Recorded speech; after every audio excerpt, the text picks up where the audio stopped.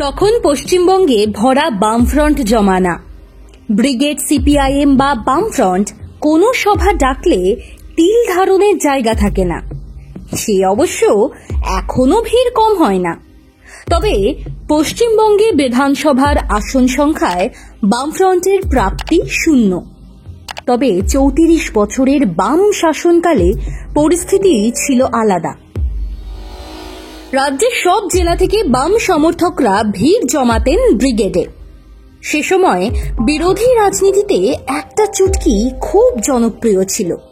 ধরা যাক, পুরুলিয়ার প্রত্যন্ত কোনো মানুষকে ব্রিগেডে কেউ জিজ্ঞেস করলেন, কিসের টানে এসেছো এখানে? তিনি চট জলদি জবাব দিলেন, মার্ক্সবাদ। প্রশ্নকর্তার চোখ কপালে। বলে কি, এই মানুষটিও মার্ক্সবাদ জানেন? চুটকির টুইস্ট ওখানে। আসলে মানুষটি বলেছেন মাছ ভাত, অর্থাৎ কিনা ব্রিগেডে মাছ ভাত দেওয়া হবে। তার লোভেই তার আগমন। কিন্তু সেই মাছ ভাত এমন শোনাচ্ছে যেন তিনি বলছেন মার্ক্সবাদ। এ অবশ্য চুটকির কথা। ঘটনা হলো, বাংলা তথা ভারতের রাজনীতিতে মার্ক্সবাদ অতি প্রাসঙ্গিক একটি বিষয়। তা সরকার থাকুক না থাকুক, আসন সংখ্যা যতই শূন্য হোক, মার্ক্সবাদ বাংলা, ভারত বা পৃথিবীর বুক থেকে মুছে যায়নি। সেই মার্ক্স অর্থাৎ কার্ল মার্ক্স, জার্মান দার্শনিক, অর্থনীতিবিদ এবং সমাজতাত্ত্বিক কার্ল মার্ক্সের জন্ম 1818 সালের 5ই মে এবং মৃত্যু 1883 সালের 14ই মার্চ। হ্যাঁ, আর মাত্র 8 বছর পরে মার্ক্সের প্রয়াণের সার্ধশতবার্ষিকী। তার মৃত্যু মাস এই মার্চে খুব সংক্ষেপে জানানোর চেষ্টা করছি ঠিক কোন তত্ত্বের উপর দাঁড়িয়ে মার্ক্সবাদ। কেমন ছিল কার্ল মার্ক্সের জীবনের গতি? জার্মানির রাইন প্রদেশের ট্রিয়ার নামে ছোট্ট একটি প্রাচীন শহরে 1818 সালের 5ই মে কার্ল মার্ক্সের জন্ম।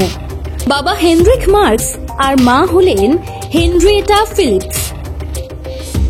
জানা যায়, কার্লের বাবা হেনরিক সবসময় সমাজে মানুষে মানুষে বৈষম্য আর বিভেদের কথা বলতে গিয়ে মানুষের ধর্মীয় কুসংস্কারের কথাই বলতেন, যার নেপথ্যে ধর্মীয় লোকাচার আর রাজশক্তির ভয় প্রধান কারণ বলেই মনে করতেন তিনি।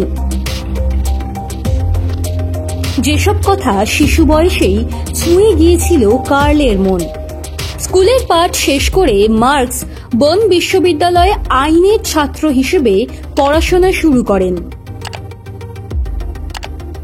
তবে বন বিশ্ববিদ্যালয় থেকে তিনি চলে এলেন বার্লিন বিশ্ববিদ্যালয়। সেখানেই তিনি জড়িয়ে পড়লেন জার্মানির সর্বকালের অন্যতম শ্রেষ্ঠ দার্শনিক হেগেলের ভাবনার সঙ্গে। অনেকে বলেন, হেগেলের ভাববাদী দর্শন থেকেই জন্ম নেয় কার্ল মার্ক্সের ঐতিহাসিক বস্তুবাদ, যা পরবর্তীকালে পাল্টে দিয়েছিল সমাজ বিজ্ঞান আর দর্শনের জগৎকে। জানা যায়, সেই সময়ে ফয়েরবাখ নামে একজন জার্মান দার্শনিকের চিন্তা চেতনার দ্বারা কার্ল মার্ক্স গভীরভাবে প্রভাবিত হয়েছিলেন।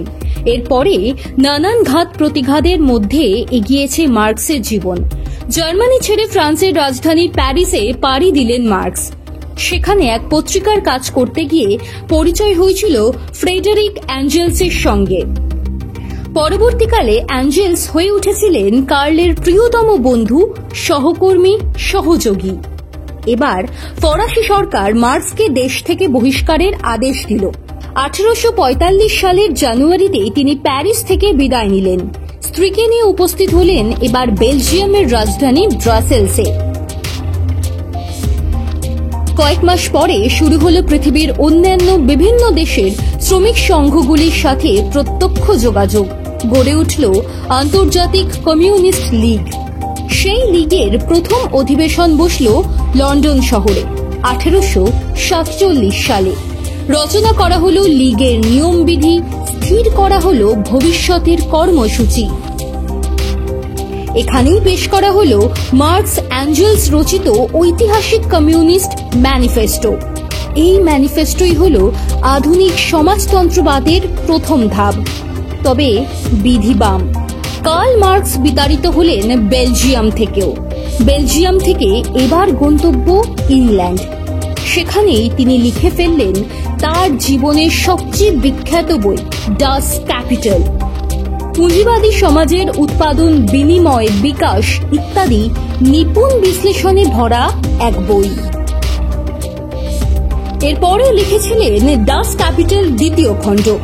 সেই বই যেন সভ্যতার অগ্রগতির পথকে বদলে দিল।